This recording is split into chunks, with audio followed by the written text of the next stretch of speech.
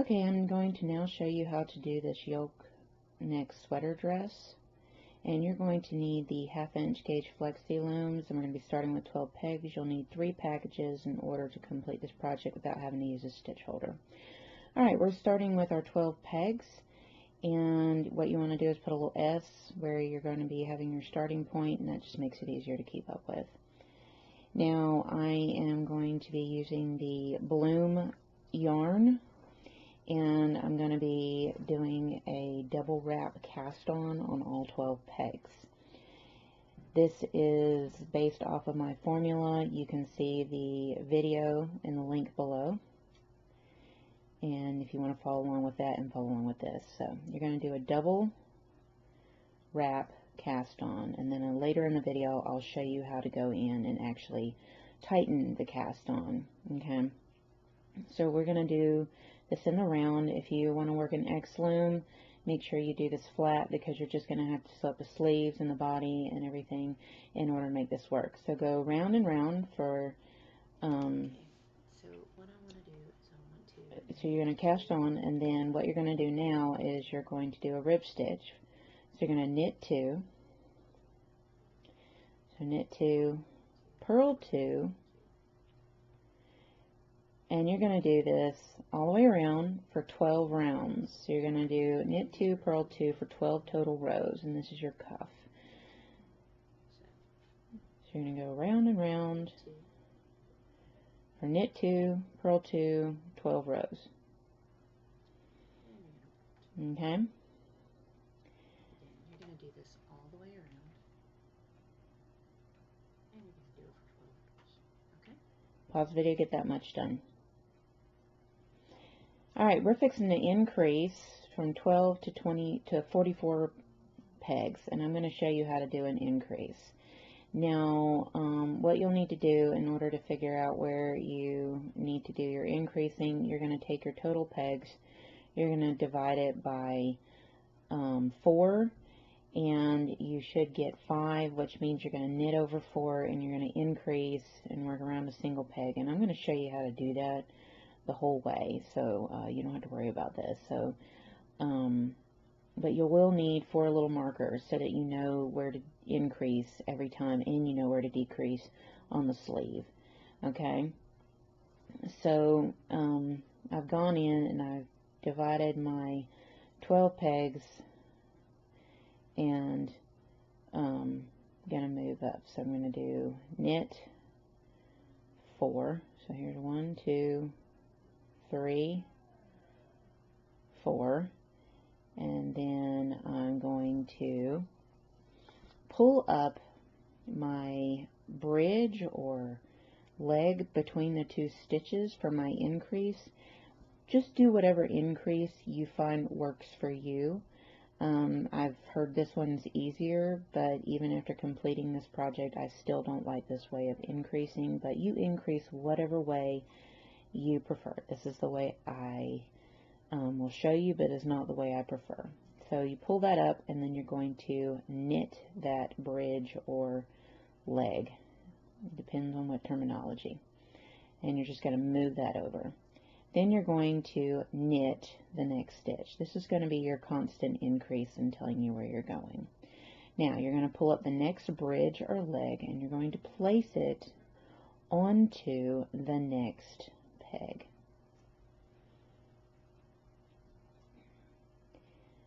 Alright, there it is, and you're going to knit that top stitch over only. You're going to not touch that bottom stitch. Okay, now you need to get these 2 extra stitches on a new link. Okay, so you need to figure out what is going to be easiest. So as you can see, this side's going to be easiest. You only have to move 1 stitch over to open it up. If you have to move more than 2 to open it up and start shuffling the stitches around, then it's not the link for you. Alright, so attach your link and move over the first stitch you created. Then you're going to move over the stitch that you are going to knit with, and that's going to be your increase marker. Okay, and you're going to be increasing around this stitch, so you want to put your stitch marker in right there, and then move that stitch over, and then move the last stitch you just created over.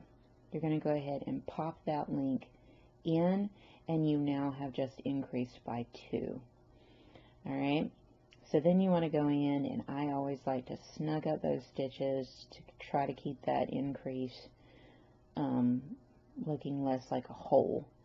Alright, so now what you want to do is you want to knit for 4 and then do the same thing. So 2, 3, and 4. Again, you're going to find your bridge or leg, or however you want to terminology that. That's the stitch, that's the yarn that goes between the stitches. And you're going to pick that up, and you're going to place it on the next peg.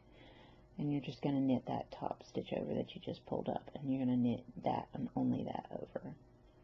Okay, and then that creates the stitch. That's your increase stitch. Okay, now on the pattern I'm going to call it a wedge increase.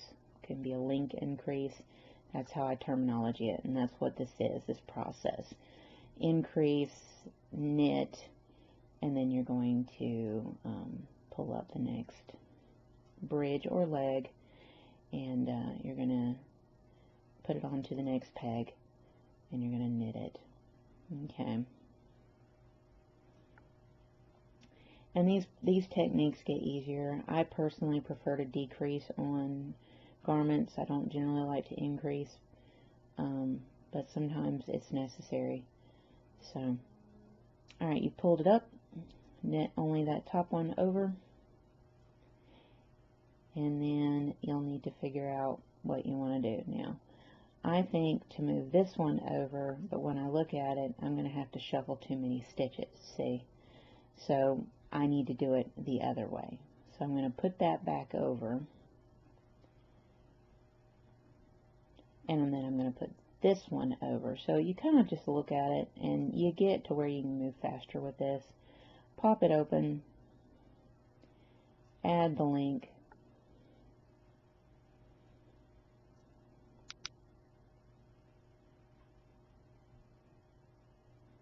and then shuffle your stitches in. Actually, the last stitch you made goes first. Then you need to put a marker on the stitch that's going to constantly be knit, but it's going to be the stitch you work around your increases. So it gives you your marker on where you're increasing. So you're going to go ahead and put that on there. Okay. And then move that first stitch you created from that set over. And then click it back in. Okay? And again, I like to go in and snug up those stitches so that your increase sections don't have that whole look. Okay? You're going to continue this process of knit 4, 2, 3, 4,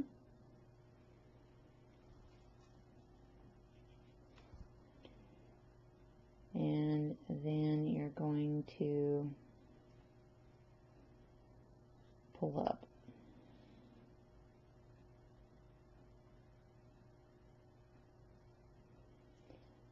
And then knit over, just like we've been doing.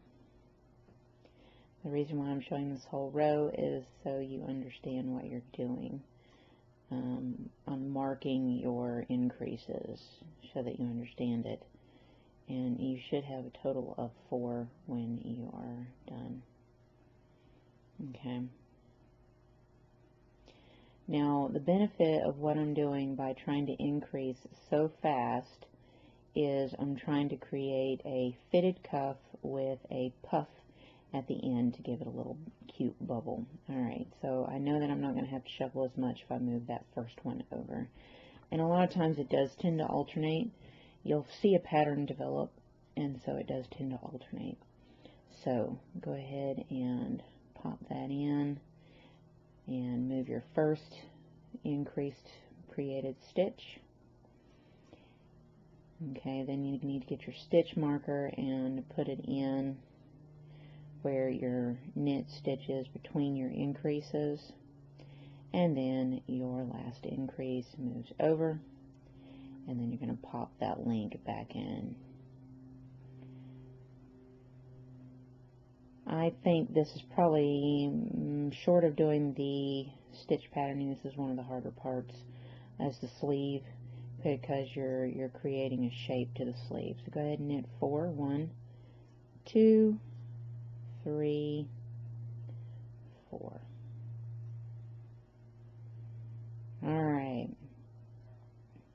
Then you're going to do your increase again.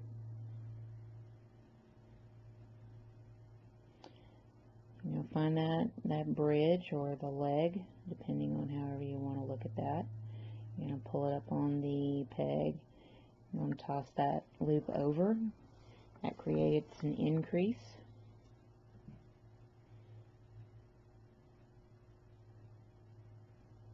Then you're going to move that stitch over.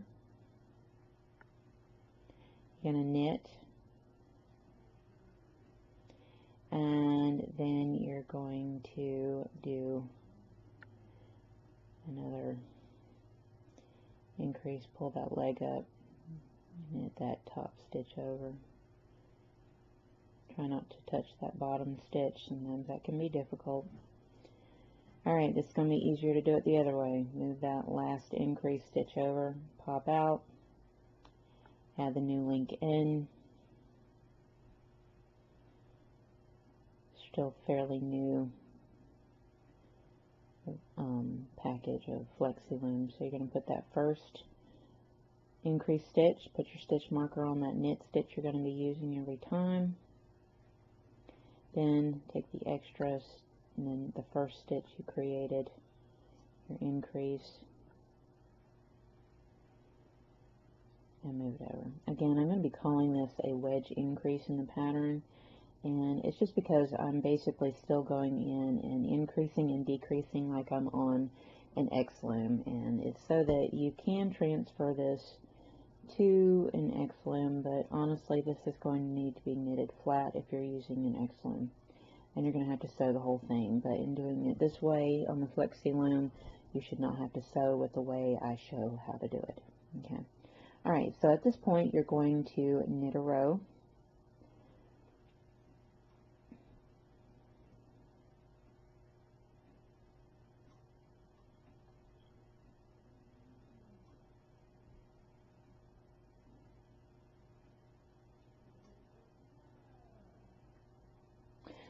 Okay, and then you're going to do this increase process again like we just did.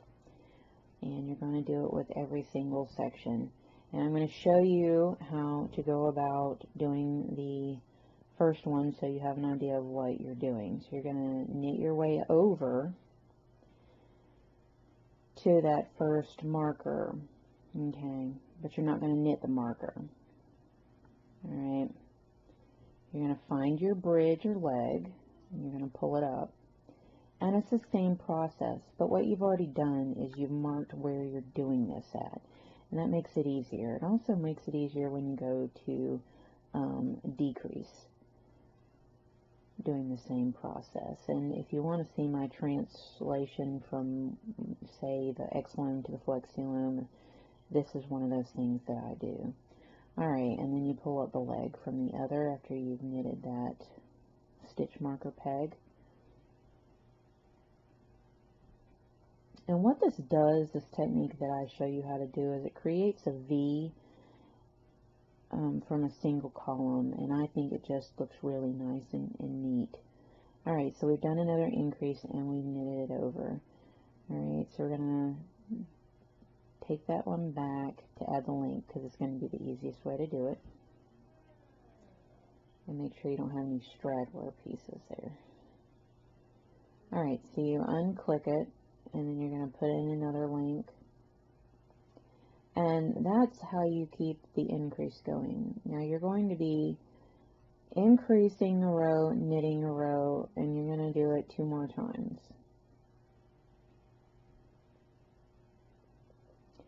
So move that, but don't forget you need to move your stitch marker over because that's your guide marker on where you need to go. That way you don't have to keep up with how many to knit. You knit to just before your, knit to your stitch marker, and then you start your increase. So it makes it really easy to keep up, and you don't have to do so much thinking. So you're going to do this all the way around with all those markers. Tighten your increases after you do that. Then after you increase a row, you're going to knit a row, you're going to increase another row, knit a row, and you should be done.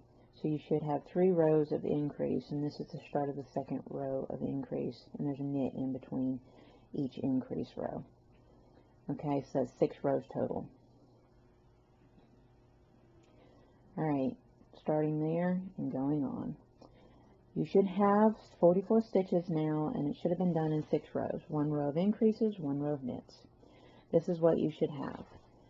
At this point, you're going to just be knitting for 56 rows. Okay, so you're just going to knit round and round and round for 56 rows, and then you should be at the top. And at that point, we should be doing a couple of decreases, a couple of decreased rows at the top so that you start lining up the yoke neckline, and I'll explain how to do that next. Okay, so go ahead and pause the video and get that much done, and we'll come back and show you the top of the sleeve. Alright, so you should have knitted for 56 rows, and now you should be ready to decrease a row, knit a row, decrease a row, knit a row. Alright, so here's how that works. You're going to knit your way over to just before the stitch marker. Don't knit the stitch by the stitch marker, and I'll explain how this works. You're going to knit your way over. Okay.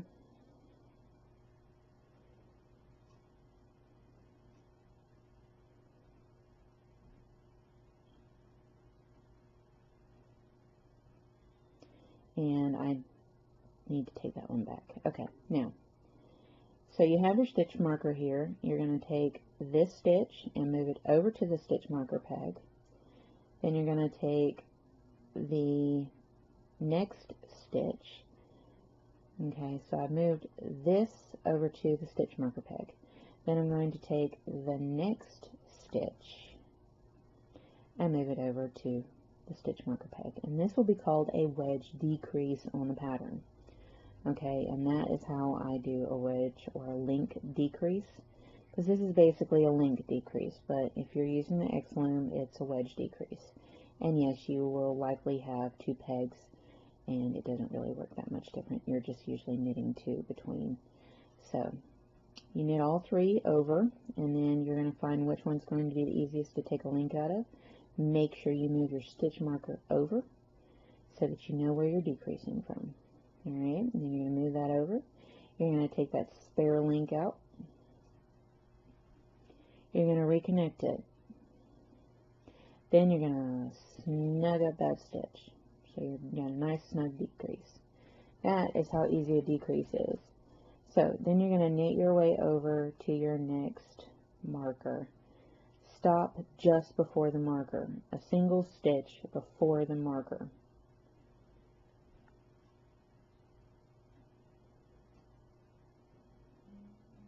And you're going to end up doing this all the way around, where you wedge decrease or link decrease, however you want to look at this, all 4, and then you're going to knit a row, and you're going to do it all 4 again. Okay, and we're almost done with the sleeve, so this is a huge thing, and the sleeve has a lot of shaping to it, and I did it again. You just simply take it back. It's not that difficult if you do that. Just make sure that you leave that spare one before. Okay, so you're going to take that stitch and move it over to the stitch marker. You're going to take the next stitch and move it over to the stitch marker. Then you're going to knit all 3 stitches over. This makes for an easy decrease. And this is how I do it. I do it like I do it on the X-Loom, and that way you still have the versatility of if you have a loom that you prefer better. So I'm going to move that one over to the easiest section to move it over to. Pay attention to what you're doing on that. Okay. Just going to move that over and then pop pop that link out. Here we go. Okay, and then tighten the stitch. Alrighty. And then you're going to do this all the way around, so you should have 2 more link decreases or wedge decreases, however you want to do them. Toss all 3 loops over, move it over, move a link. You should have 1 more at this point. Okay. Then you're after you do your last link, then you're just going to knit your way around, and then you're going to do it again 1 more time, and this should get you down to 28 stitches. Okay, so you're just going to knit your way around, pause the video, do another decrease row, and then another knit row, and we should be ready to set this aside and start the other sleeve. Okay.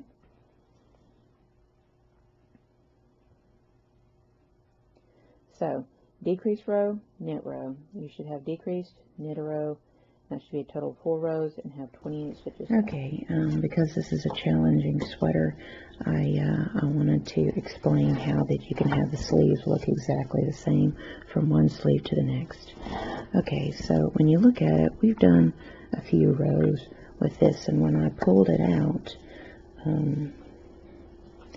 all I had from my center was, there's my knot, was just a little, and it wasn't going to be enough to really replicate this stitching. Okay, but on the outside of the skein, it started with purple. Okay, and all I needed was a little more purple added, because if you look at it, it goes purple, pink, purple, white, flower, white, purple, pink, purple, white, flower, white, and then we're into purple. Naturally, the next color would need to be pink. Well, we've used so much purple up here, we needed a little bit more purple in order to really be able to connect and try to keep this as uniform as possible. So what I did was take most of the purple from the other end, most of it, and I attached it to the purple from the side I'm working on. And when it comes to this yarn, you want to keep working from the same direction you started with. Don't start working from the outside, and the reason being is if you decided to start working from the outside, instead of the flowers being down, the flowers would be up. So this striping has to be done this way. You have to keep that in mind. At least on the sleeves. You can probably change it when you go to do the dress part of it, but that's how this is going to work. So what I did was I took and I did a magic knot to connect, and if you do that, you've done that with your other colors, but I've connected with a magic knot.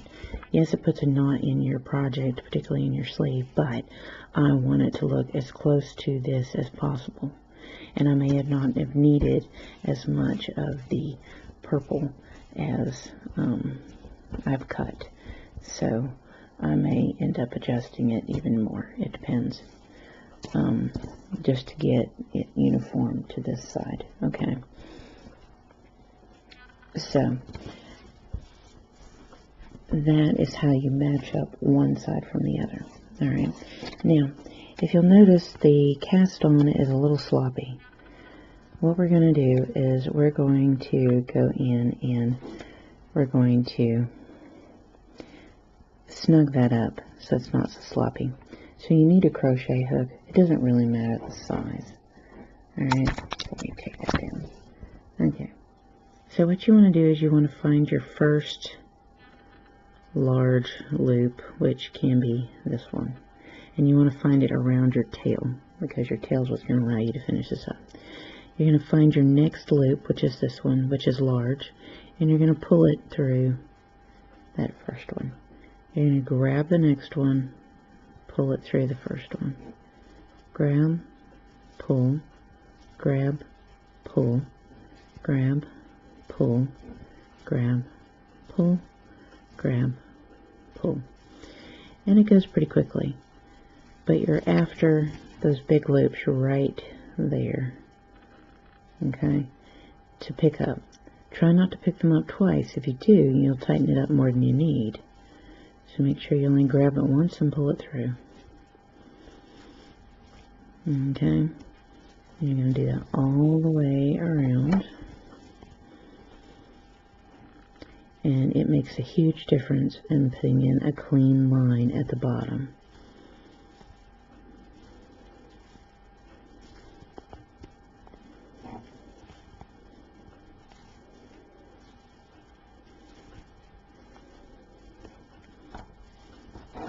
Okay, there's our tail. So pull through,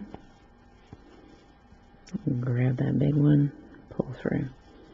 And that should be what you need. There's no more to pull through.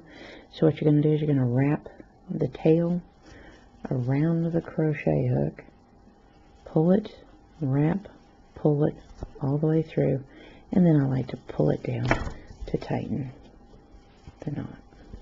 Now, what you want to do is you want to pull on it. So what that does is it goes in and it starts pulling down through here and stretching out the actual cast on to make it nice and snug. Now, as you can see,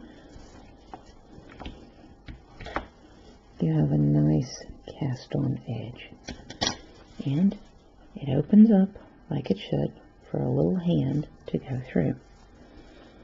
Okay, so, and if you stretch it out like that, what it'll do is it'll come in and fill in that space there might be. Okay, but there is how you clean up your edge. Okay, and plenty of room for a little hand to go through while keeping a nice clean line. Okay, alright, now that is how you match up the ends from where you ended to where you started. Now, if you're not doing this size, you're doing another size, then what you're going to need to keep in mind is you may need to pull it through and you may need to waste some yarn. But usually what I do is save it and use the scrap yarn for something else. If that is the case, what you're trying to do is you're just trying to get to the color you started with so that when you go to do it again, it's nice and smooth and uniform. Okay, so I'm going to go and start on the other sleeve, and when we come back we'll have two sleeves. I'm going to be ready to start on the front panel and explain your graphing for your lace at the bottom of your tunic. And luckily the front and the back is exactly the same. The only difference is we're going to do some modular knitting so that you don't have to sew a seam at all with this project, and that is the goal. No seam, matching up. So you're learning a lot with this pattern.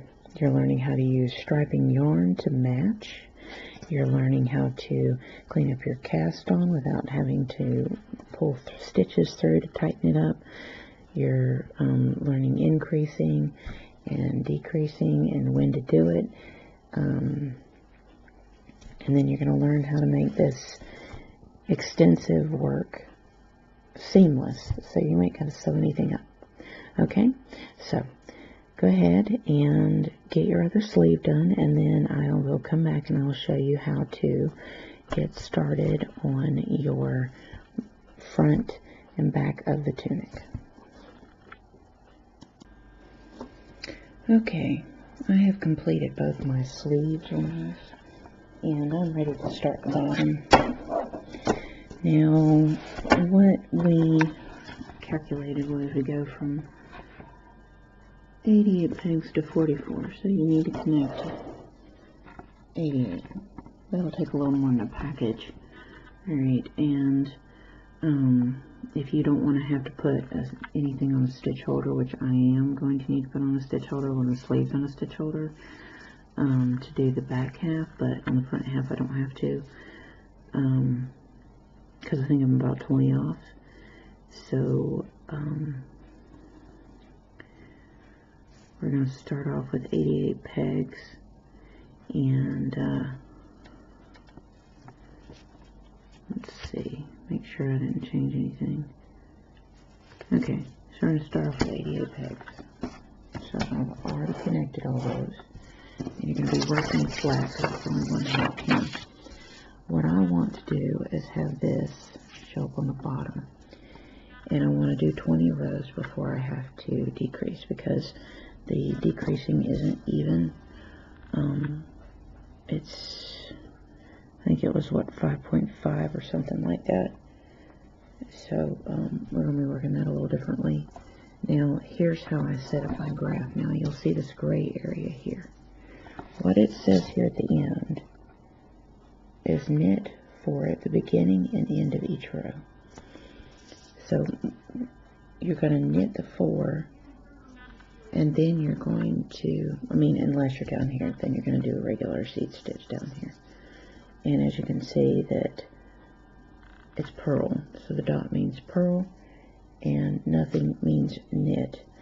And then you have your slip knitwise, and then you have your knit 2 together, and then you have a central, which they call a double increase. It's actually a decrease in a yarn over.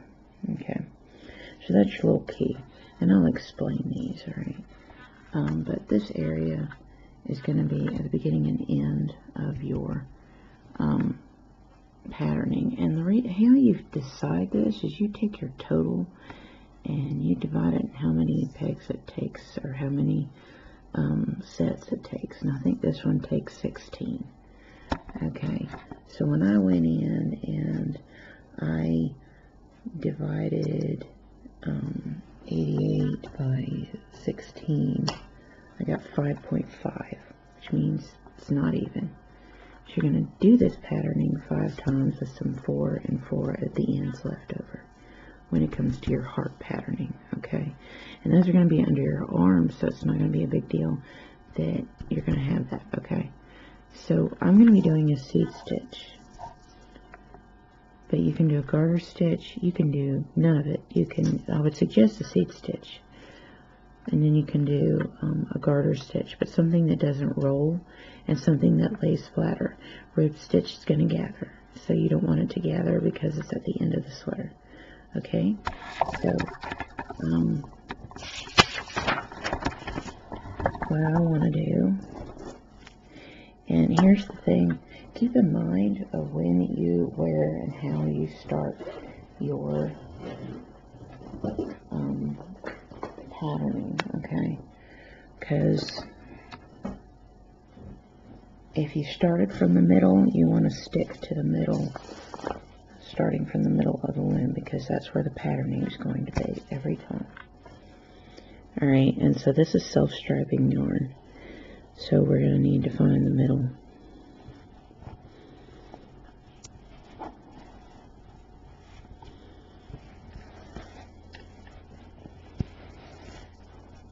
And you probably are going to get some yarn barf, I find, with this stuff. Get that middle out. Which now I don't like, but there. Okay. Okay, it looks like we're starting off with purple. And most of the time I notice it is starting off with purple. Now, what I have noticed on looking online on different projects, particularly if you're doing something with a gradient, it's going to show up differently at the bottom than it is going to top. When you click closer to the top, it's going to work in more like you want. Okay, so I have a double straight one here. We're going to work from there. Alright, stick that under, and you're going to do the double wrap cast on, and you're going to work flat. Okay, so work it all the way around and stop. Okay, so cast on and then stop. Okay, I have casted on, and next we're just starting to follow the graph. Alright, and on row 1, because we're knitting flat, you want to start on this side,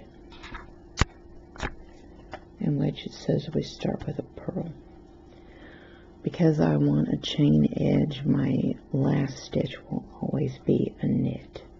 Alright? And my first stitch will always be a slip. Alright. But it says we're supposed to start off with a purl, but we're going to slip that stitch. Okay?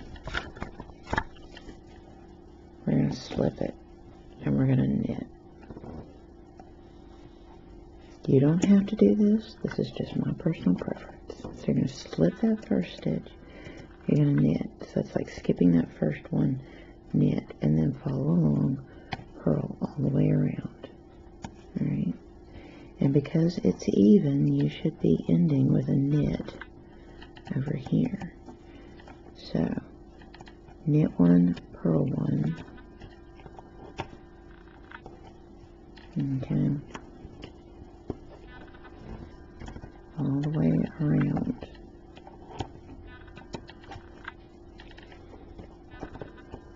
Alright, so knit one, purl one all the way around. And I'm not going to go over this because I need to be going over this, and I don't want the video too horribly long. Okay, well, we skipped that one. We started with a knit, purl all the way around, and you should be finishing with a knit as it shows. Well, this is a seed stitch, so you're going to go up to the next one. You're going to start over here, and it starts out with a purl. You're going to skip the first peg, and then you're going to start out with a knit, purl all the way around. So, unless you're don't care about doing the little chain edge, because I'm going to be doing it modular, I don't want to have to sew this sucker together.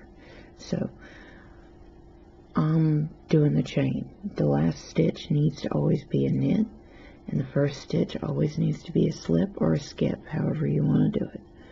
Alright, and you got to calculate that in on here. If you don't want to do this, you don't have to. You can follow the graph by exact. Alright, but what I have here is we've started off over here, because that's the direction we're going. We've skipped that purl, and we started with a knit, purl, and we're going to finish with a knit. Up here, you start with a purl. This is row 2. Skip it. Then start with a knit, purl. You're going to follow this for a total of 4 rows. You're going to do 4 rows of this seed stitch. Alright, and it's basically going to be knit, purl all the way around, and the last peg should be a knit. Skip the first peg, then knit, purl all the way around. Your last peg should be a knit. It's the same process. Alright, I'm going to have you pause the video and do this yourself, okay? Then when we come back, I'll show you what I mean about this section, and I'll show you what this stuff means, okay? Alright, pause the video and get that much done. Okay, so I have this done, and now I'm on row 5, so we're over here. Alright, so it says here, knit 4 beginning and end of each row. So I may not have put it over here, but I know I need to knit 4. Okay, so here's how we want to do it. Over here, there it is. Okay, so this is going to count as 1. We're skipping it, so that counts as 1, 2, 3, 4. Now, it may be easier to remember that you're going to be knitting these 4 by marking them, because it's the same. Now,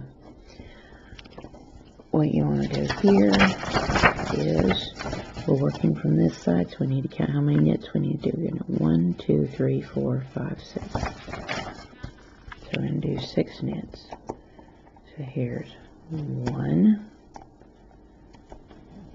2, 3, 4, 5, 6. Okay. Now,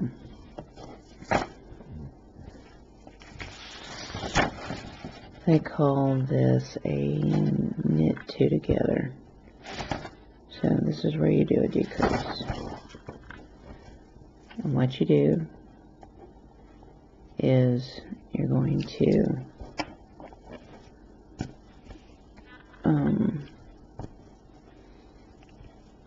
take this stitch off, pick this stitch up, move it over,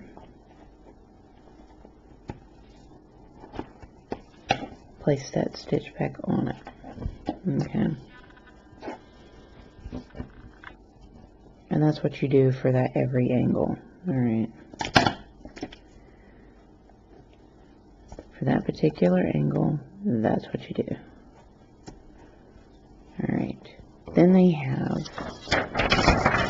a circle with no fill in. That's a yarn over.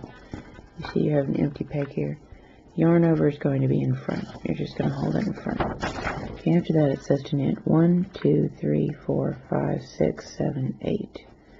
Okay, so it says you now need to knit 8 after your yarn over. So then you go 1, 2, 3, 4, 5, 6, 7, 8. That completes your first pattern. And you have to come back over here again and count 1, 2, 3, 4, 5, 6. So now you're going to knit 6. So here's 1, 2, 3, 4, 5, 6. Then you're going to do that decrease thing. That's what's next. See? You're going to decrease, and then you're going to do a yarn over, and then you're going to knit 8. So, you're going to lift. You're going to move that over.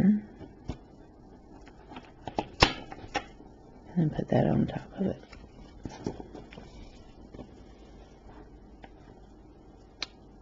And then you're going to knit the two together, yarn over, and then knit 8. 1, 2, 3, 4, 5, 6, 7, 8. Now you're going to do this all the way around. Alright. Because this part is so long, it's 20 rows, what I want to do is kind of explain so you get the idea, so that when you get down here, all you should have to do is knit the rest of the way. Alright. Okay. So what I want to do is kind of explain what these symbols look like on the loom, so that what you can do is you can follow this graph to do this, okay? So on the next row, you're going to purl, okay? So all these little black dots are purl. And what that means is on these yarn over pegs that were empty, that we just put the working yarn over, is a purl. Right. Okay, so you have this little pyramid thing, looking thing. And this is a central double increase, but it's actually a central double decrease. Alright. And what I'm going to do is explain how that works. Alright. So what you'll do on those is you'll take this side, move it over, and this side and move it over. Okay, then you yarn over, knit all three of these pegs over, yarn over, and continue on. Okay, that is what this is. Okay, now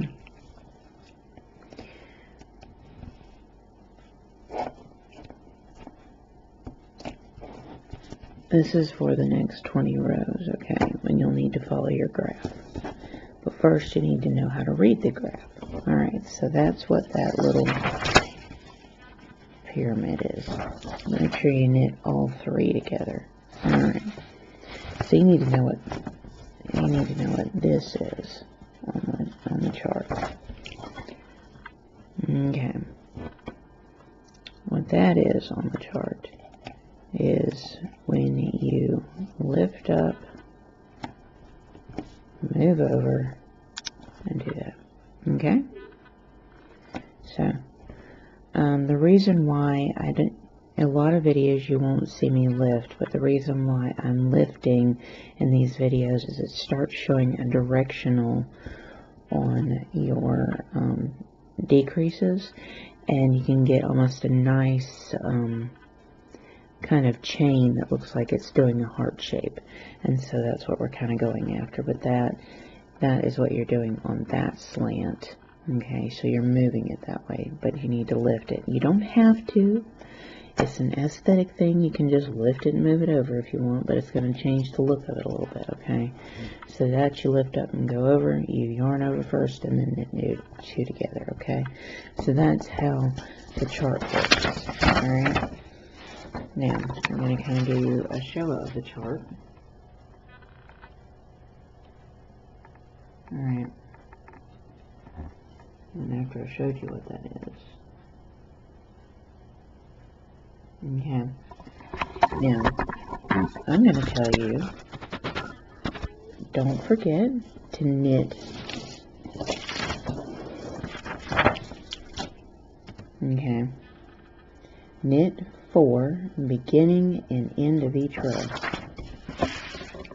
This section here, you need to knit your 4 at the beginning and end of each row. Don't forget that, okay? If you need to mark those, mark them. Alright? Now I'm knitting the last stitch, slipping the first stitch, okay? Because I'm creating a chain so that I can easily do some modular knitting, okay?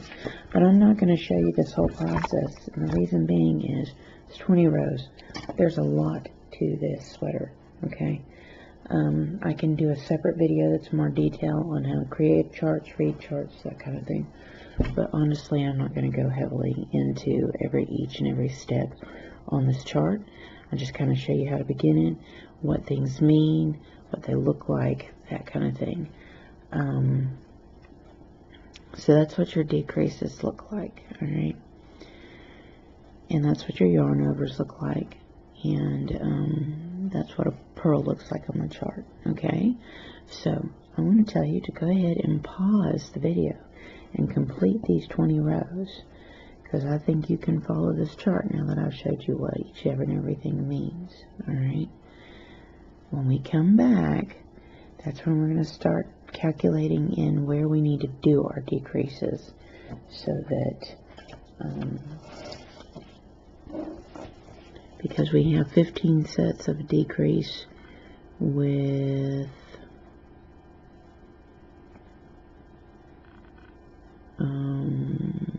let's see, how many rows in between those decreases? There's 15 sets, so there's 15 rows, so you do 14 rows, then do your decrease, and we're doing a decrease of 8.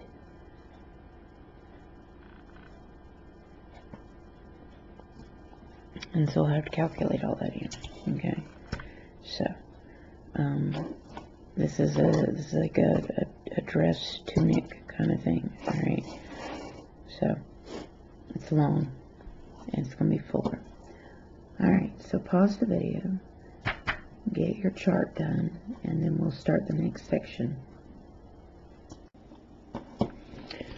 Okay, so I have completed my 20 rows. I went ahead and tightened my cast on. Alright, so you can see the seat stitching here. And you can see the lacing here to create the heart. Okay. At this point, we're ready to start our decreasing, and here's where you may want to use some stitch markers. Okay, so that you know which pegs you're decreasing on. Alright, so I don't know that I did this on the instruction video on the designing part of this, but if you decide you're going to do 8 decreases and you're going to do it in 4 sections, and you're going to divide the 88 by 4, but because you don't want it to be kind of oddball, it's 22.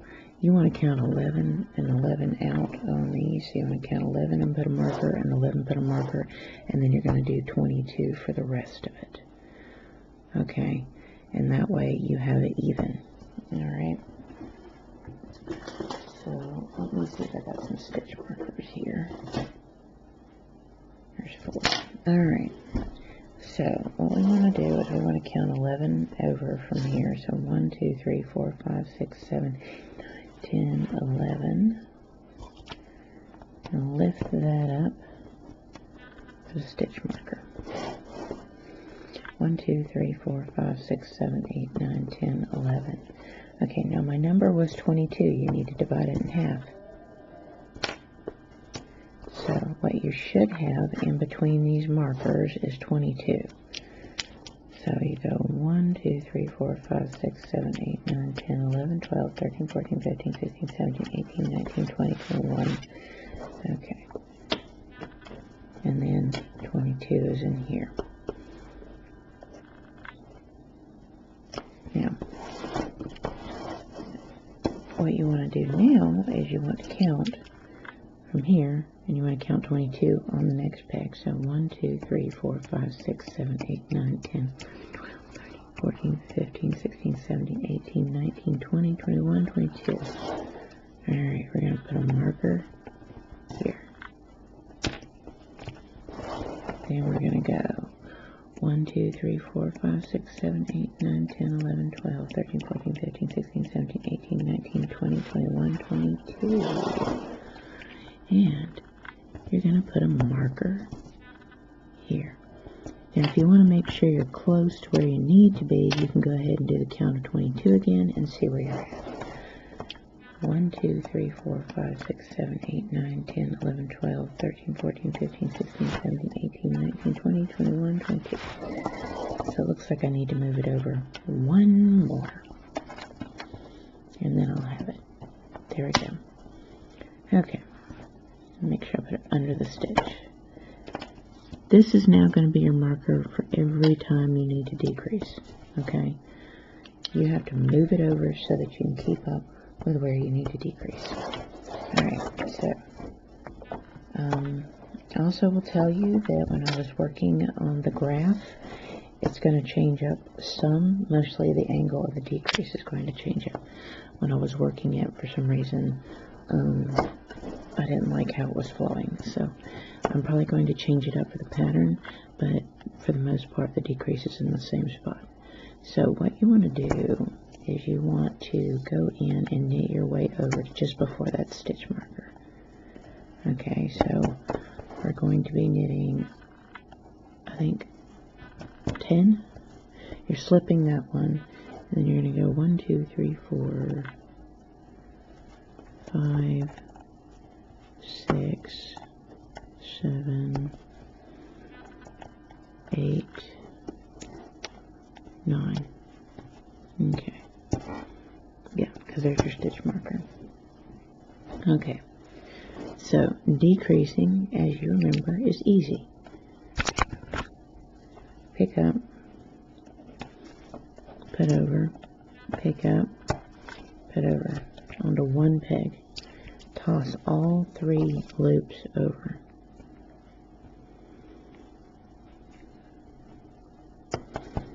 One,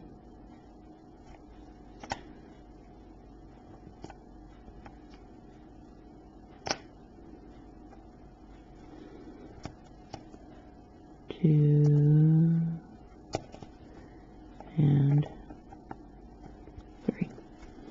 Alright, find which peg has the empty one right there. So you're going to be lifting that one up, moving the stitch marker with that stitch over. You know which one you're decreasing at. There you go. I'm going to put that back. Okay, and as I always do, snug up the stitch so that you don't have it looking funky. Alrighty. So what you're going to do is you're going to decrease all the way around on your little marker pegs, just like we just did. Okay, now these are sets. Okay, and I'm going to explain this. So we have 15 rows per set. I don't know if you can see that.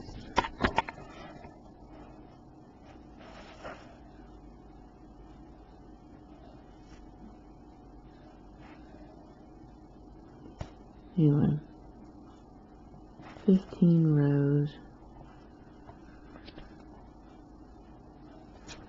per set, and for some reason it doesn't want to focus.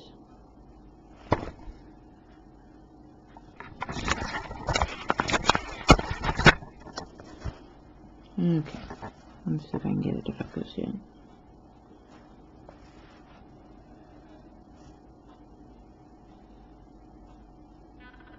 There it goes.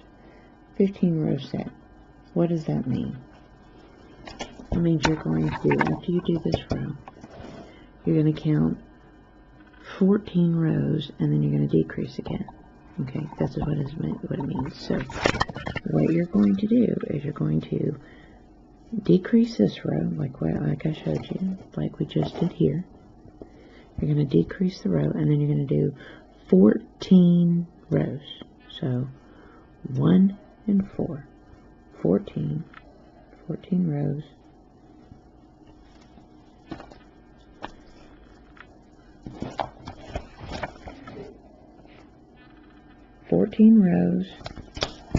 Then this row, 14 rows, then this row, 14 rows, then this row. And you do that until you are down to 44 pegs. Now, according to this,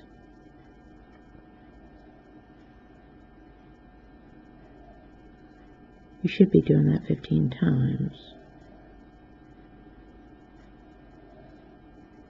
And you're going to stop at 44 pegs. Because you have 44 decreases. Oh no, you're only going to do it 5 times. So you're going to do it 5 times, and you're going to have 15 rows per set. So you're going to do this 5 times, and it should take you from 88 to 44. Okay? So you're going to do the decrease in 14 rows 5 times, get down from 88 to 44 pegs, pause the video and get that much done. And when we come back, we should be getting prepped to start to work on the back half. Now, if you do not feel like trying to do this whole connect thing with these chains, do another back exactly the same as the front. Then we're going to connect it all together to do the yoke neck. But if you don't want to have any seaming, I'll show you how to do the connection on the front and back, okay? So go ahead and pause the video, get your 5 sets of 15 rows done, and then we should be ready to come back and start working on the back half. Okay, so I have completed one of my panels, going from 88 to 48, and then you have to do a slight alteration to the last one, and on my last row, because I do a total of 84 rows, on my last row, I worked a decrease on just the end once, and that gets you to 44, okay? Now, as you can see, this is what we have. And it actually ended perfectly, but look at how we started. We started with a purple.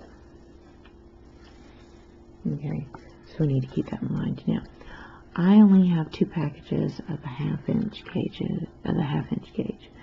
and I'm short 18 pegs. Okay, so instead of taking the whole thing off, I'm only going to take 18 stitches off, take the pegs I need, and hook them on. Now, again, it was a total of 84 rows, and on your very last row, just decrease on the ends only. Only on the ends. And that should get you to 44. Okay. So, after you do that, and right now this thing is working out perfectly. I ended with purple here, and I ended with purple here. And as you can see, it's flowers and flowers and then purple, purple. I didn't expect it. It worked up naturally that way. Okay, so here's the thing. I started opening a new skein, and it started with white here. Right here is where it started. So I had to unwind it until I got to the purple here. So you got to keep that in mind and keep up with your thing. And if you start pulling from the center, always pull from the center of a striping yarn.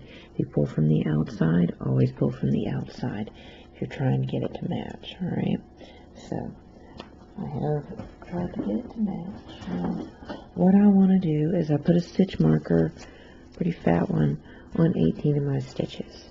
So all I have to do is pull all these off. Okay? Now, I am going to set myself up to where I don't have to sew this sweater up now. This is an entire option. You can either choose to do it or not. But if you don't do it the way I'm doing it, you will need to sew up the side seams. Okay? So keep that in mind. If you don't do it this way, you'll need to sew up the side seams. And I'm going to show you how this is done. You shouldn't need to keep up with those at this point.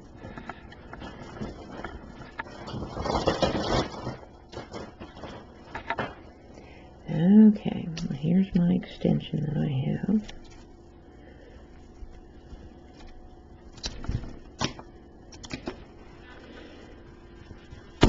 I really want it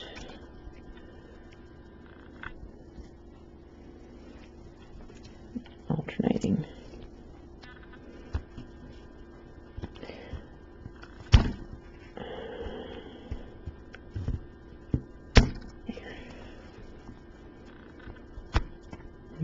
Okay. Now, we should be back to 88.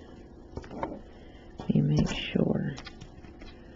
2, 4, 6, 8, 10, 12, 14, 16, 18, 20, 22, 24, 26, 28, 30, 32, 34, 36, 38, 40, 42, 44, 46, 48, 50, 52, 54, 56, 58, 60, 62, 64, 68, 70, 72, 74, 76, 78, 80, 82, 84, 86, and one more is 88. Alright, we're going to connect it with the 2 colors the same. Okay, there's our starting point. Alright, so here's the thing that I want to teach you. Alright, now, if you did the knit the last stitch, slip the first stitch, you should be seeing these beautiful chains. My suggestion is to take and put stitch markers on the first 5. Those will tell you when to pull up, and as you take one off to put onto the peg, I'm going to show you how that's done, then you will move it up to the next one. Alright,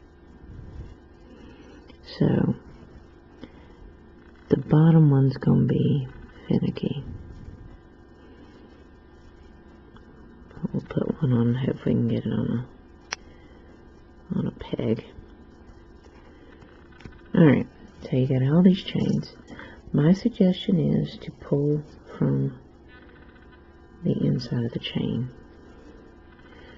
So, there. You can try to put the whole chain up, but I usually pull from one side, and I usually pull from the inside.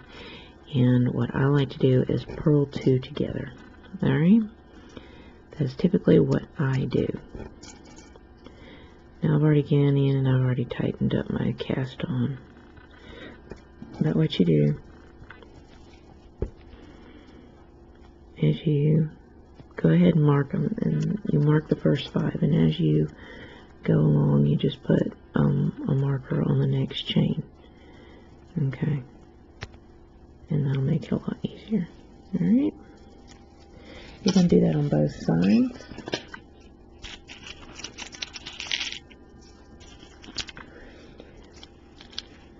Three, 4, and one more makes 5. Okay. Now, go ahead and do the same thing on this side. You find your first chain, which is right here, and you put the 5 stitches on, going from the inside half of the chain.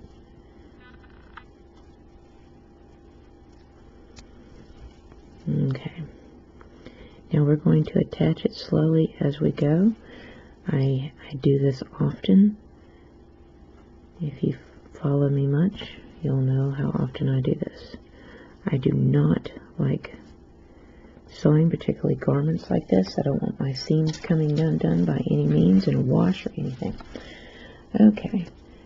Now, while it may seem like it's rolling, we're going to be, you're going to need to block the sweater when you're done, okay? Alright, so first things first, we need to cast on. I've already got my thread set to purple so that it starts, and it should look the same as what I've got. It is important for it to look as close to the other half as possible, and I want to finish with purple so that I can start with pink on my yoke neckline. Alright? So I'm going to go in and I'm going to cast on all 88 stitches, okay? So I'm going to go ahead and cast that on. So pause the video, get your cast on done, and then I'm going to show you how to start attaching your chains on the side so that you don't have to sew this up. Okay, I've cast it on. Now, it's getting this started that's the challenge. Getting it to where it starts connecting and it starts connecting properly. Okay, so what you want to do is you want to turn this facing this way. Okay, because what you have to do is keep in mind how this is working. Alright. This is the inside. This is the negative side, like this. And then this is the positive, and that's usually on the back side. Okay, so if you're working this and you're connecting it, what you have to do, and it may be easier, oops, not my connection. What if there's my connection? If you want to try and figure out how to make this easier and making sure that it goes through properly, for instance, you have some hookups here. Okay, naturally it's going to be able to hook here and hook here. Alright.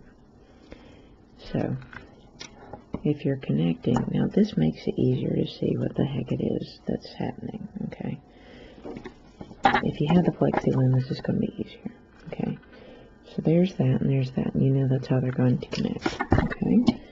And they're going to connect properly like that. Now, if you know that, then you know that this is the side you're going to need to start with. And you're going to need to put that first one on. Alright. Now, what this means is you can fold it up together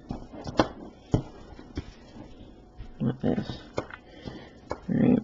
But we put our first hook on over here. Okay, because we know we can connect it and that's the easiest way on the flexi loom. And this sweater can only be done on the flexi loom because of the way I'm doing the yoke neck. Okay, so you've got your first one hooked. What you can do is you're going to slip that stitch over here because you're ready to start working back. I'm trying to keep everything on the screen because these things get so dang big. Okay, so you're going to start from the bottom as usual and work your way up. Now, you're going to do the back and the front exactly the same. Now that you've got your connection started, you can go ahead, because you're going to slip that first stitch, you can go ahead and put this one on, so you don't have to worry about it. Okay. When you come back, you can go ahead and knit it together. Okay. Now, if you remember, you start out with seed stitch. This is an extra step to keep up with. Okay, it's just going to be an extra step to keep up with. Alright, so you're going to knit. Hold on. I got this dang stuff facing the wrong direction. Hold on. It's facing the other way.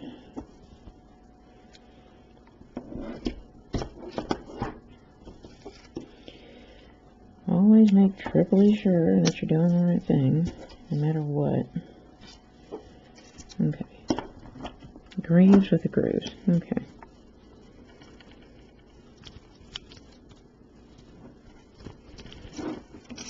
Alrighty.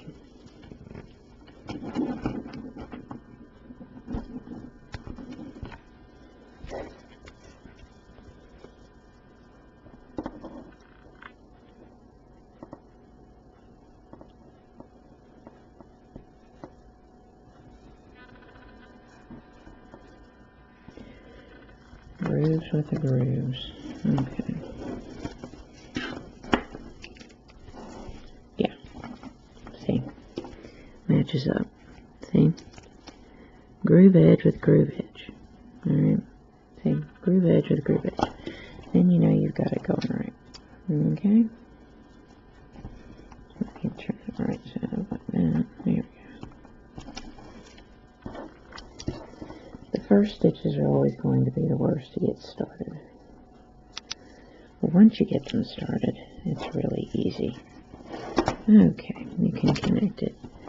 Now, this is my first one I'm going to knit over. So what I'm going to do is I'm going to take it off. And I'm going to find my next chain and add it back. Okay. Now,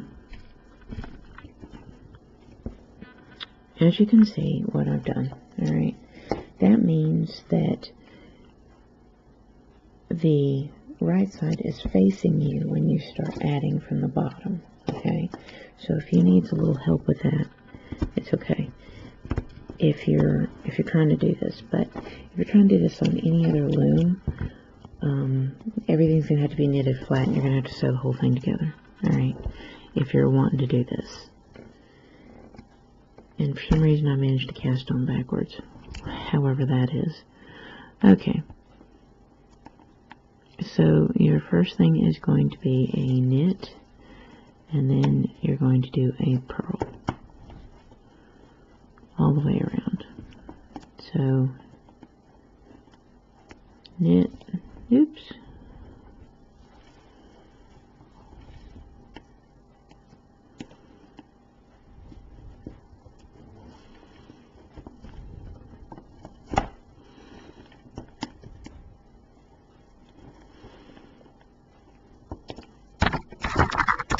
So hard to get everything in shot. Okay, so you're going to knit and purl all the way around,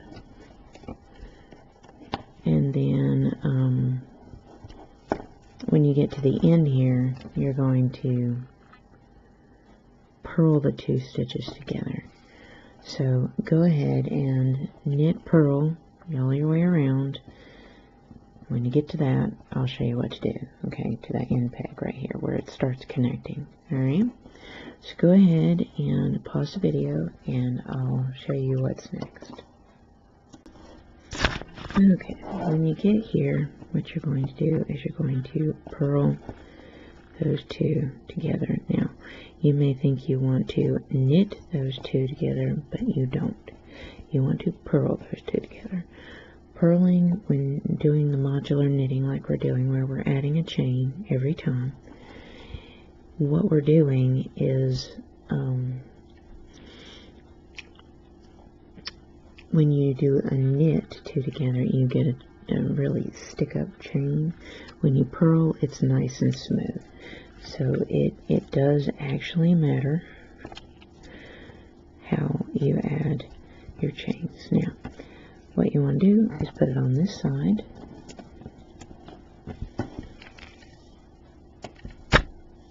And you've finished with a purl, which means you're going to slip this stitch, and typically you'd start with a knit. You're going to start with a purl because you're doing a seed stitch. Okay. So now you're going to do a knit and purl. Alright. Now, we've purled the two together. What I like to do is add my next chain, which the next closest one is that one. I like to add it, take that off, find my next chain,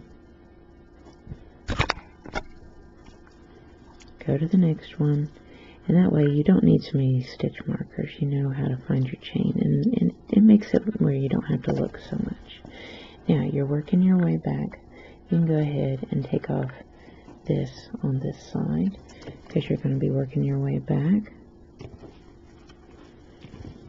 Okay. And you're going to find your next chain over here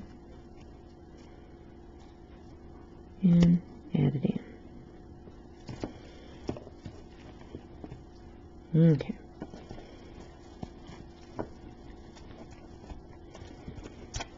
Alright. Now, we've got it set up right. But you may need to adjust it where it's a little easier to work with. Okay, where you got the chains facing you more. Okay. Now, while it looks like the negative side's up, if you open this up, it does what it's supposed to. So, for instance, if you pop that open and you look at it, you're already connecting in the right direction. Alright? I would suggest making sure, absolutely, before you get too far along, making sure you're connecting it right, and these are all the little fail safes. Okay? Open it up. If the right side is facing you when you open it up, then you're going in the right direction, because when it's coming through the loom, the right side is facing you this way. Okay, so what you want to do is you want to start with a purl on your way back, and you're going to do a knit purl all the way around. And when you get to the other side, you should be, so when you knit your purl all your way around and you get to this last stitch over here, you're going to purl the two together. Then you're going to add your next chain after you do that. And you're going to move that up to here. Okay? It's at the end of each row that you're connecting your next chain. You'll notice I put that on after I had started working back the other direction, so that I make sure I don't add two at a time, because that can throw you off. So make sure that only one is being added with each at the end of each row. End, not beginning, end of each row. You can start working your way back. Go ahead and add your chains so you know you don't forget when you come back around. Okay, so like when I come around all the way around and I purl these two together, I'm going to start working my way back a little bit, and then I'm going to add my next chain. That makes sure I don't go in and do a double, because it can screw everything up. Okay, But you keep going and you keep adding chains and you keep remembering. Now the first 20 rows will give you a time because you're having to remember what you're doing next to keep up with. Okay.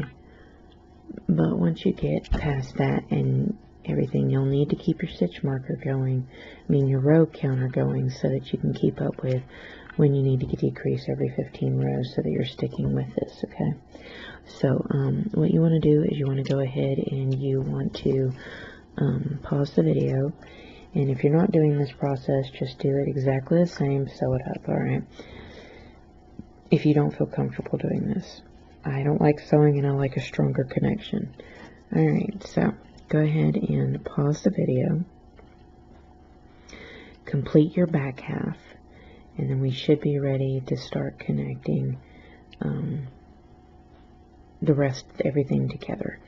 Now, if you want, this is an if you want, as you are decreasing, you can go ahead and start adding these stitches on the stitch marker. You can add a clip back and then add these two back, and that way by the time you're at the top you have your pegs added back, and then you can just snap everything together. Alright, so go ahead and pause the video, complete your back half, and add as you go, and when you come back we should be ready to go ahead and add our sleeves, the front and back, connect it all together, and get started on the shoulder area, which is the yoke neckline. And let's get a little overview on the yoke neckline. We're going to have a total of 144 stitches, and looks like we'll need to do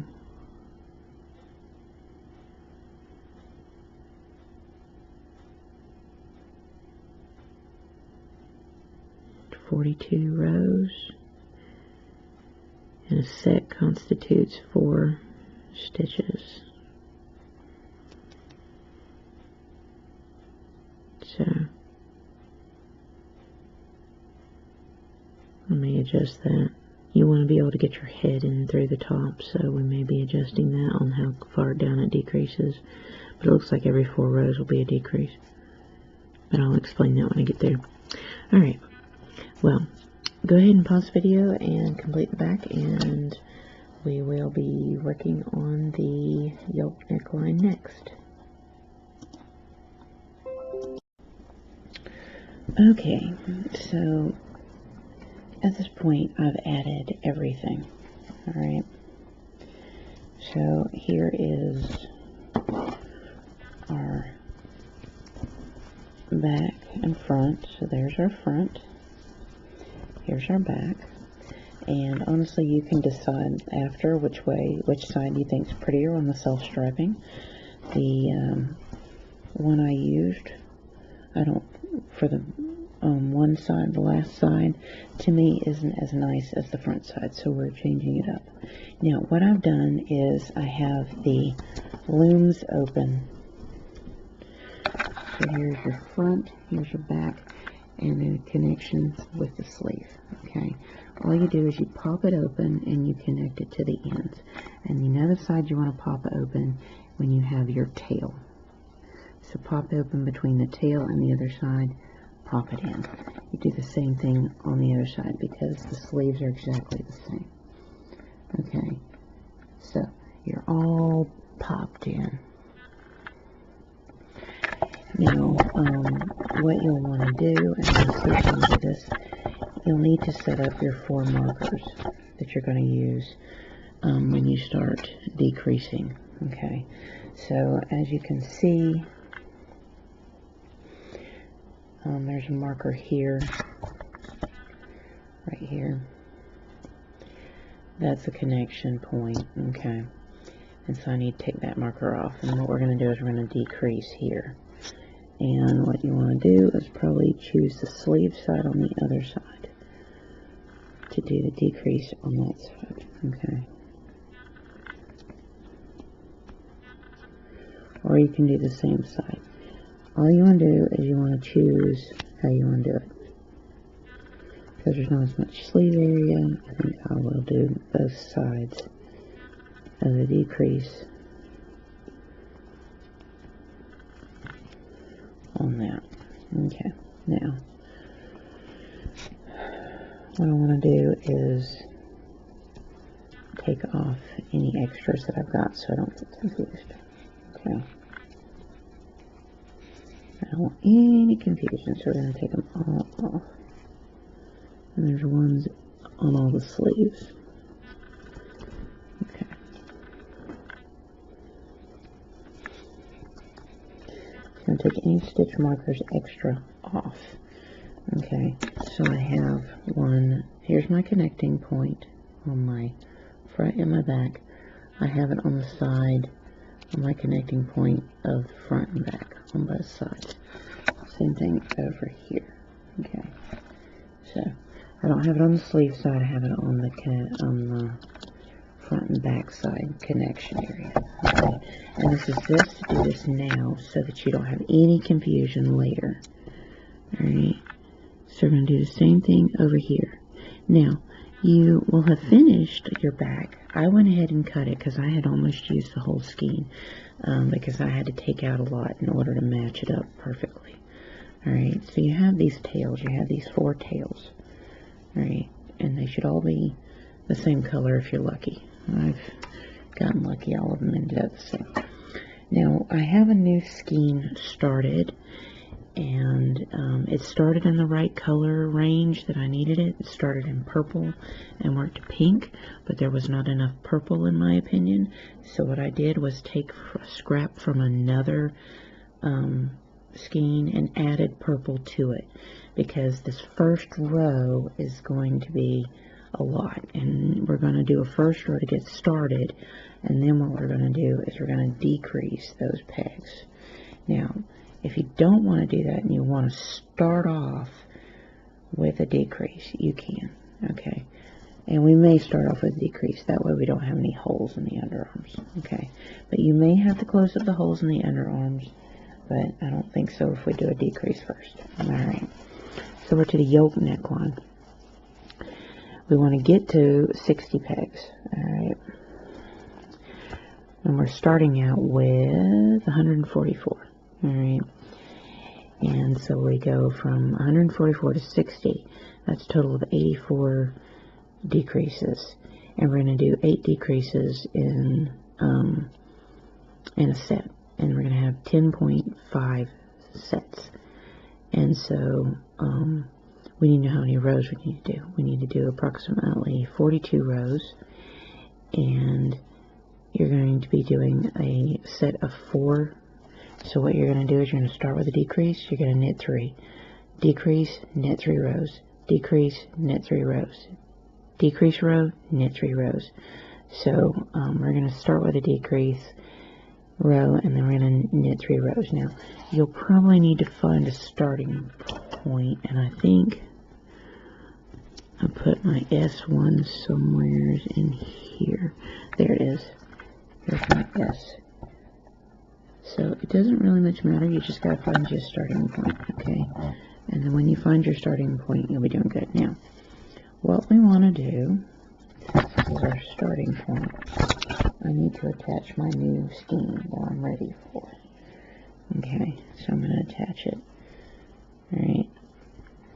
Now what I'm going to do, as you can see here, you got a little hole. Tighten up your things from your sleeve and here and tie them together. You do not have to do this, but I find it helps on trying to close this business up. Alright? You can do it on both sides. Now, what I'm going to do is attach it to the end and keep going with it. The more purple you can use, the better, because you want to try to make it round at least once. Alright. And I usually like to do the fisherman knot or the magic knot connection, depends on what you're used to. It's technically called the fisherman's knot, as its original knot. But most needle crafters know it as the magic knot. Alright, so we're starting over here, and you want to start on one side. Now, here's the other thing. I wanted to do a lace heart at the center front. You should be able to kind of see that. If you're wanting to do that, it takes, I think, what is it, 16 rows and 16 stitches to do just the heart. So what you'd want to do is you want to calculate to the middle of the front what the middle is. So here's how I do it. If you don't want to do any more math than you have already done, go ahead and you find your ends, and you're going to do the 2, and there's the 2, and 2, and 2, and 2, 2, 2. Okay, now the only thing you're going to need to know is 16 divided by 2 is, of course, 8. So you're going to start here, and you're going to go 2, 4, 6, 8. And you know that you need to put a marker here. Alright, down there's 2, 4, 6, 8, and then you got 2, 4, 6, 8. You put a marker here. You can just put it on top for now, and then when you work your way around, put it underneath. Alright, and you're going to keep in mind with that, that's going to be your starting and stopping point. And you'll just use the heart that you've already done, okay? Down here, up here. And you're just going to keep in mind where your center point is so that you're keeping up with it. Alright, so you won't have any of the 4 in front, 4 in back, any spacers between. You're working with just the section, okay? Which I'm pretty sure is 16. Alright, and that's the only section you're working on, is that, okay? Keep up with that.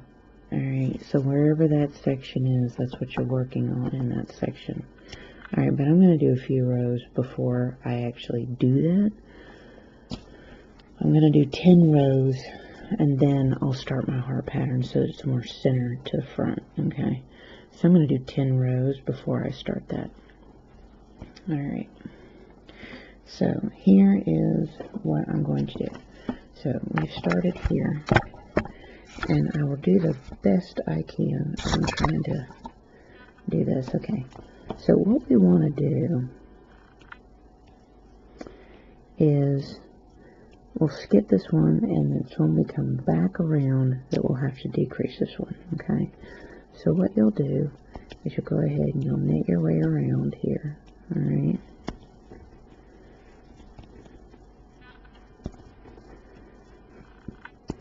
And this thing is so big, I will do my best to keep up, okay?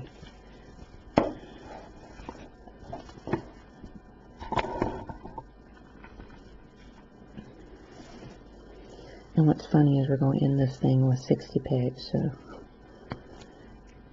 Alright. You knit around your sleeve. And you could go ahead and decrease them and everything, but I like to do it as a work with the flexi looms. I go ahead and do it if I've already got my X loom. This can't be made on X loom, because trust me, you can't do this stunt right here on the X loom, where you don't have to use stitch markers and stitch holders and all that stuff, okay, to hold stitches. This one you have the actual flexi loom holding the stitch. Now I'll give it that as a benefit when making sweaters. You don't have to shuffle stitches around. And a lot of people get worried about that because they don't wanna drop a stitch, and I understand that completely. Okay. Now the reason why I'm doing a decrease first is I think it'll help close in that spot underneath the arm, but you may still need to do like a little drawstring around with that. But it means you ain't got to sew nothing, and your closures are solid because you've modularly knitted them. Okay, so we're gonna work our way over here. Alrighty, here we are, the first one. Okay, so what we want to do here, alright, there's my marker. So what we want to do here is we want to take this one and move it here, and take this one and move it here. Alright, and we're going to knock all three over like we've been doing. I personally call this the flexi decrease on my end. Now this is not how the KB designers do it. I do it more based off of my X-Loom because I find it's easy. There's no stitch shuffling, stitch holding, no nothing like that. And I don't like doing any stitch shuffling if I can help it. Alright, so at this point what you want to do is you want to knit your way all the way over to here.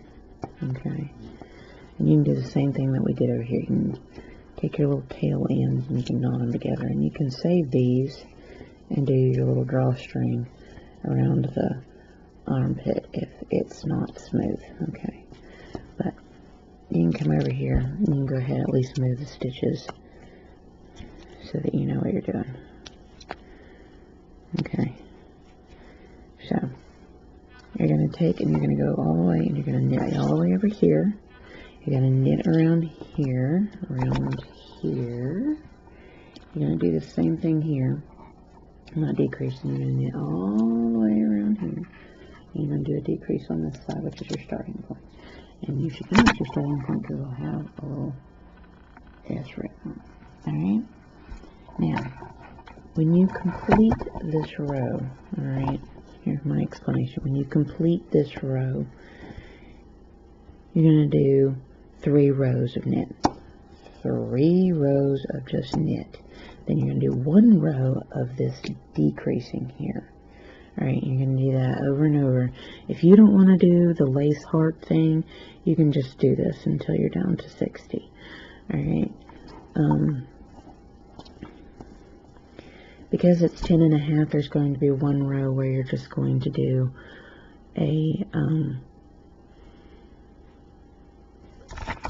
2 decreases. You're just going to do 1 on one side and 1 on the other side to get the decrease down to 60. And my suggestion is the front. Okay, so I would suggest here, and you do it on the last row to make it 60. Okay, now if you're wanting to add the heart, like we have here, I'm going to go ahead and lift those up. I've counted out 16. No.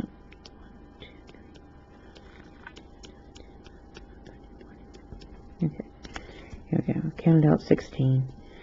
And I'm just going to work between those 16 pegs. First thing in the morning, I really am not good with this. Alright, you're going to work with the first 16 pegs. And you're going to calculate that out. So this should be like your center point here. Alright. But this is your markers for the 16. And if you want to go in, you want to print it out and kind of do a pencil mark over the area you're just working. That'll go a long ways. My suggestion is do 10 rows first. Then start the heart, which should take up 20 rows. Then do another 10 rows, and then you should have like 4 rows left, and go from there, kind of thing. Alright, so what I'm going to tell you to do is to pause the video and decrease your way down to 60 pegs. 4 rows. First row is a decrease row, where you decrease these corners here. Okay, that's your first row. Then 3 rows of just knit. Alright. Keep that pattern going for 10.5 sets. 10 sets. 10.5 sets. Okay? Alright. Pause the video. Get yourself down to 60. If you're doing the grid, mark out your grid. Let me go get it. I think I have it in the living room. And I'll go in and show you how to mark it out so that you aren't having to worry about it.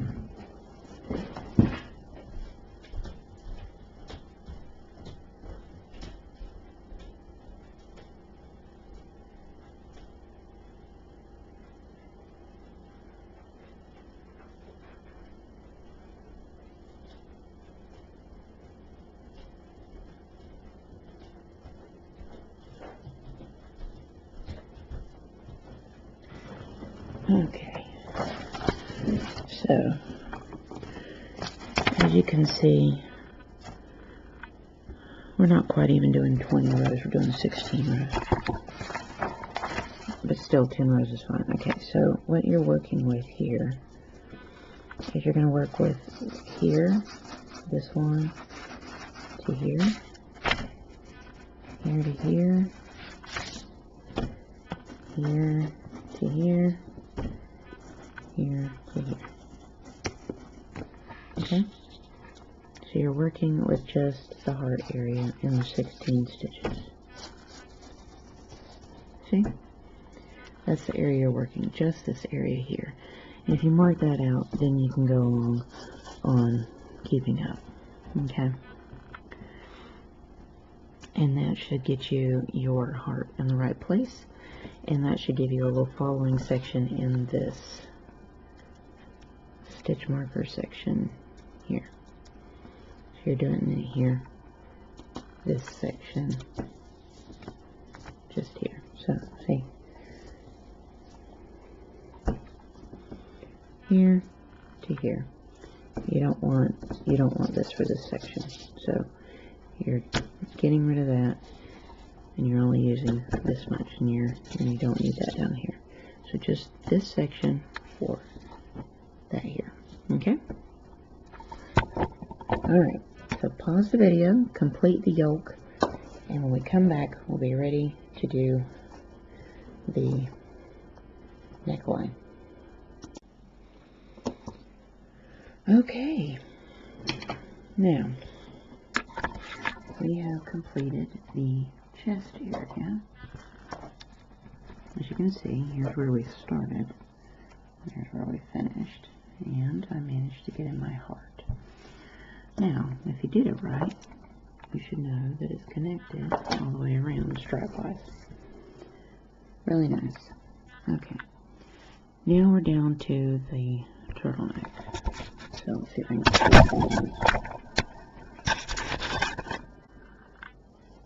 can okay, so yoke neckline, 42 rows, 60 pegs for the turtleneck. So I think I put in that I wanted to do 60 rows for the turtleneck, but I'm going to shorten the neckline some, so I'm only going to do I think I'm only going to do 24, so that it's only a 2-inch when you flip it. Okay, but if you want a longer one, you can do 60 rows. So I'm going to do 60 pegs for 24 rows, because 1 row is 1 inch is 6, and I only want 4 inches, so I'm only going to do 24 rows of the 60 pegs, and it's a rib stitch. Okay, so I'm going to show how that goes, and then we're done pretty much. I do a modified bind off when I go in and do my finish on stuff like this. Okay, so I am going to show you what's next. So here's our starting point. Alright, so for your neckline, you can go as long as you want. I just don't want as long of one. So I'm going to knit 2, purl 2.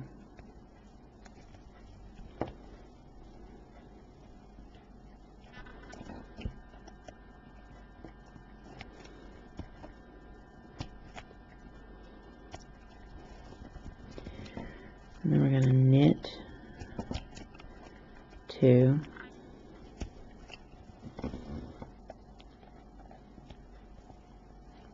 purl 2. So knit 2, purl 2 all the way around. Do that for 24 rows if you want a shorter neckline to fold. Alright. Or you can do it for 60 if you want a longer neckline to fold. But I don't want as big of a neckline, so I'm going to do 24.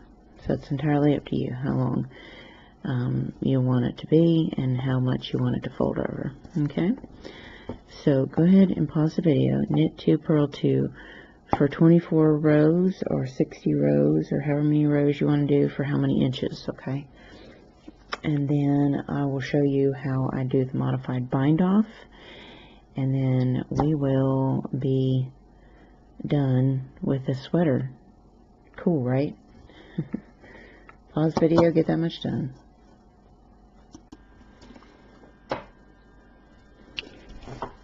Okay, I have completed my 24 rows of rope stitch, as you can see, and I'm ready to bind off. Now, I want my neckline to stretch around the head easily. And so, here's the bind off you use. You don't use a regular bind off with this. Knit 2. Take a back one. Toss the bottom loop over and move it over 1. You're going to knit that peg you just moved. Okay. Knit, knit. Move that peg back. Toss the bottom loop over and move. Knit that peg you just moved. That stitch you just moved. Knit 2. Get back one, toss the bottom loop over, move it over 1. Knit first and second stitch, move the second stitch back to the first peg, toss the bottom loop over, and move that stitch over. You're going to do that all the way around, and that will finish off your neckline. Okay. Now, typically what I'll do when I get over here, I will grab this first real chain looking thing and pull it back up to connect the first and last so you don't have a gap. That's entirely up to you. Now, once you finish your bind off, what you'll want to do is block it, steam it, or press it. And when you steam or press this bottom, it'll suddenly lay flat. Okay. Right now it's not laying flat because I haven't pressed it yet. But that's what you want to do after you do your bind off. You want to weave in your ends, and then this garment will be done. Okay. So you either press or steam it, and but you'll definitely want to block it. And what that'll do when you press or steam it is it'll soften up the drape so that it's not so stiff. Right now it's stiff. And when you go in to press it or steam it, it's going to soften the drape, and it's going to actually soften the feel of the yarn some more too. So it's very important to do that step. It'll make a big difference in how the garment's finished looks. Okay? So go ahead and finish up your sweater, and you're done.